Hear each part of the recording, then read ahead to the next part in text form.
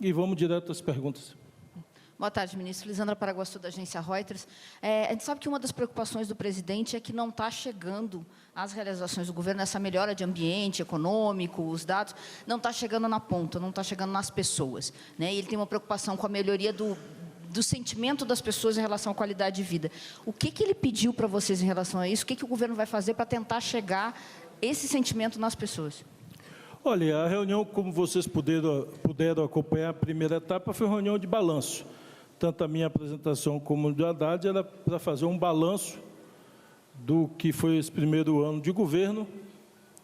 E qualquer balanço, você torna ele mais facilmente compreendido se ele for comparado, né? Números absolutos nem sempre falam por si mesmo. Os números relativos falam mais, quando você compara os números.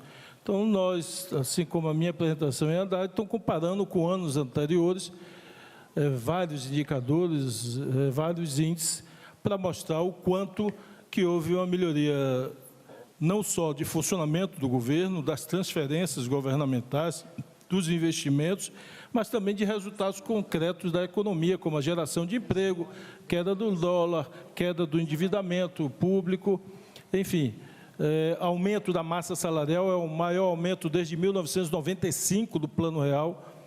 Isso tudo significa aumento da confiança no país, queda abrupta do risco Brasil, enfim, um conjunto de elementos são favoráveis.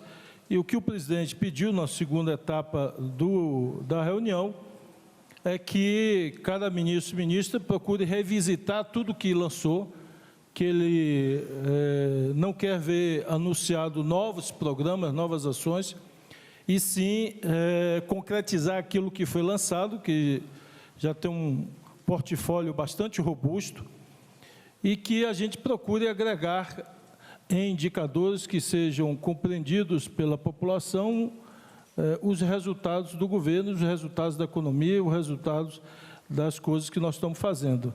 E evitar pulverização para evitar o que a gente chama na gestão de efeito aerosol, né? Quando você pulveriza demais e não comunica de forma concentrada, você dispersa e as pessoas depois não enxergam que ali o aerosol foi acionado. Só para complementar, o presidente Lula, ele tem muito claro os momentos do governo. O presidente sempre repete essa ideia de que 2023 era o ano para botar a casa em ordem, né? Ele costuma usar esse exemplo que é do plantio. O ano do plantio, né? Como é que a gente traduz isso? Vamos pegar, por exemplo, a área da educação. Quer dizer, todo o trabalho que foi feito pelo ministro Camilo, pela sua equipe, durante o ano de 2023. Agora, em 24, a gente tem 1 milhão de matrículas da escola em tempo integral. Nós temos o PD-6 com os primeiros pagamentos agora, dia 26. Nós temos o Pacto pela Alfabetização na Idade Certa, que começou em março. Nós temos os 100 institutos federais que foram anunciados a semana passada. Nós temos o FIES Social. Então, tudo aquilo que foi feito em 2023, as famílias começam a sentir a mudança na sua qualidade de vida, o resultado da política pública a partir desse ano. Vamos pegar, por exemplo, Minha Casa Minha Vida, que nós queremos aí ter uma meta de 2 milhões, né, de imóveis, meta para ser alcançada ao longo desse período todo. Foi feito o anúncio das cidades, mas vão começar agora a ser feitos os contratos.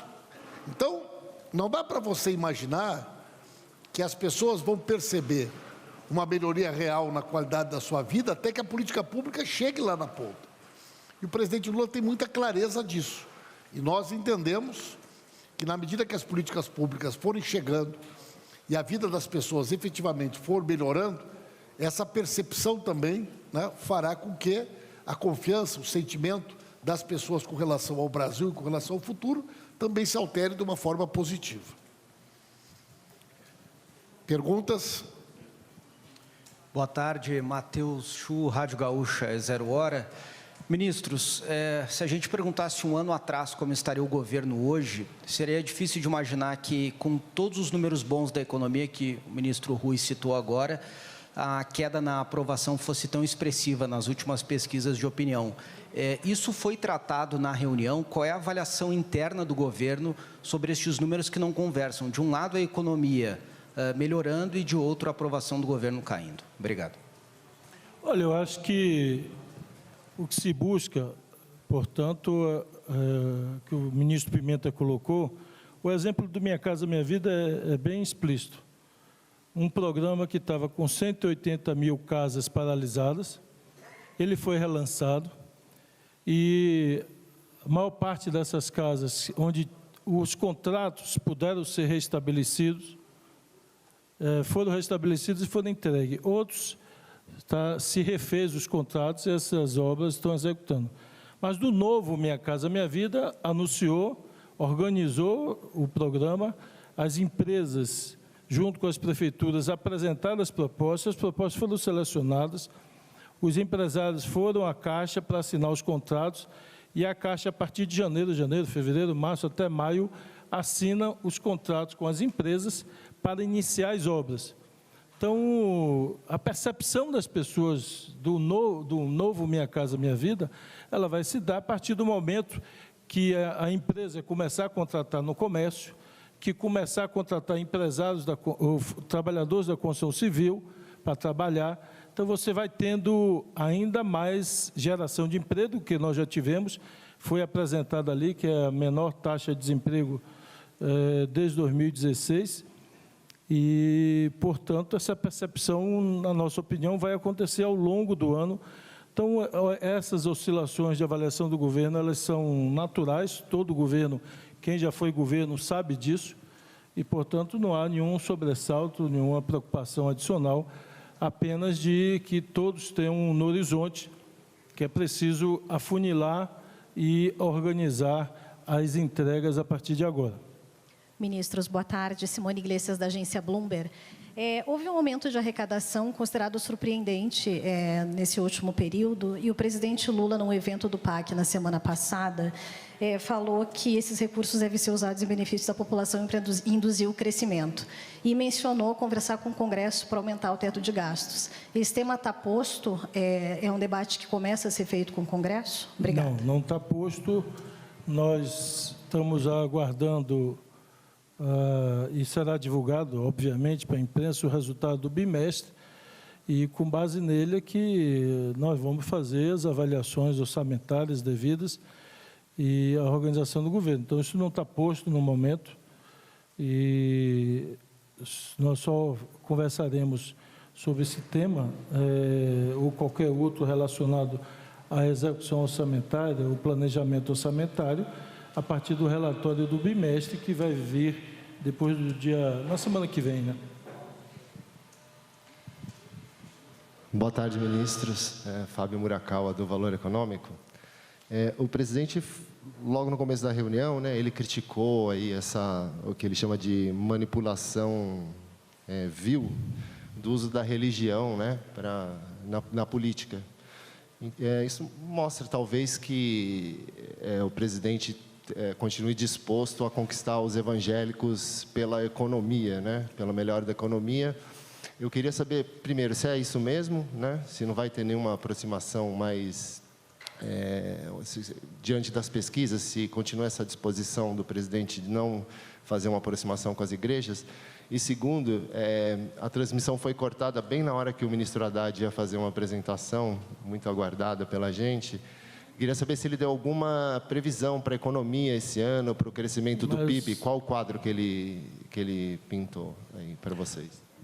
A apresentação será distribuída, como eu já anunciei, a cópia para todos vocês. Então, obviamente que a apresentação do Haddad, que vocês terão acesso, ela é, assim como foi a minha apresentação, sinaliza, a minha é mais de balanço do ano, a dele avança um pouco mais para prospecção, extremamente positiva.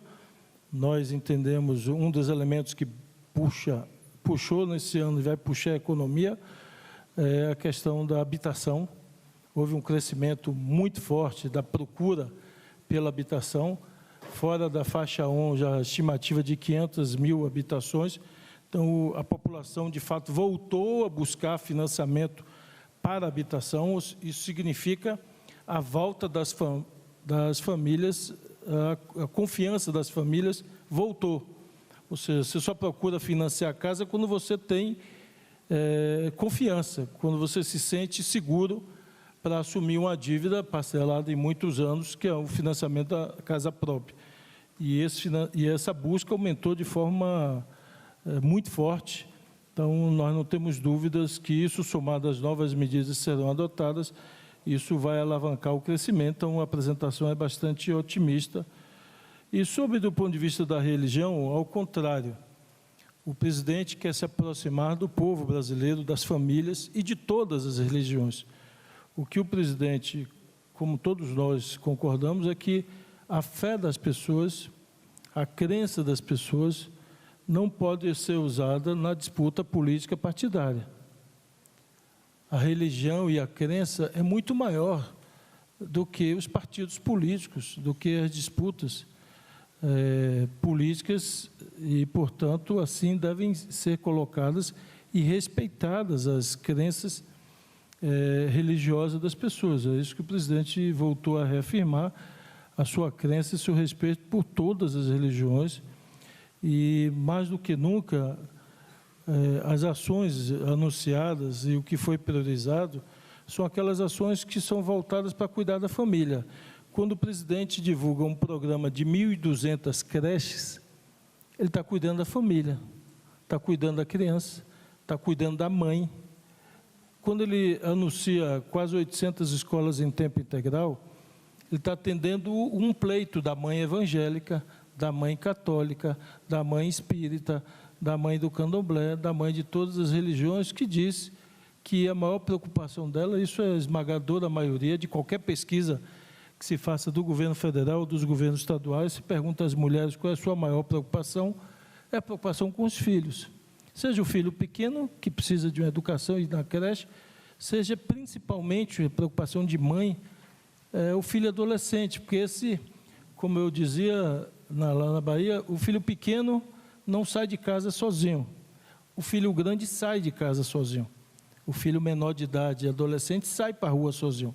E esse é o desespero de toda mãe, ver que o filho eventualmente está exposto, está vulnerável ao mundo do crime. E a escola de tempo integral é o desejo de toda mãe de proteger o seu filho, é saber que o seu filho vai estar o dia todo na escola, além de aprender as matérias convencionais, vai aprender uma profissão, vai ter acesso a esportes, vai ter acesso a atividades culturais, e ela sente que ali o filho dela está mais protegida. Ali o filho dela tem a chance maior de ser um homem de bem, ou uma mulher de bem. Então, o presidente está preocupado com isso. Quando ele anuncia 1.800 postos de saúde, ele está preocupado em atender a mulher no posto de saúde, atender a criança no posto de saúde. Quando ele coloca como prioridade absoluta cuidar de câncer com as policlínicas, ele está preocupado com as milhares de mulheres que têm câncer de colo de útero, câncer de mama. Então, isso tudo é cuidar da família. Isso tudo é cuidar, eu diria, das pessoas. E isso tem toda a sintonia com todas as religiões. Qual é a religião que não manda cuidar da família, que não manda cuidar das crianças, das pessoas? Então, apenas ele reafirmou que os laços dele com as religiões é reafirmar o que perpassa todas as religiões, que é o cuidado com o ser humano, nesse aspecto, e acha que a religião não pode estar no centro das disputas políticas eleitorais. Se tem dois candidatos a prefeito, não pode virar uma guerra santa de religiões. Tem que ser uma disputa entre dois candidatos que, independente da fé de cada um deles, cada um vai dizer o que vai fazer por sua cidade. E não fazer uma disputa religiosa, porque não é a religião que vai gerir a cidade. A religião cuida dos valores e das crenças das pessoas. Quem vai gerir a cidade é o gestor que foi eleito.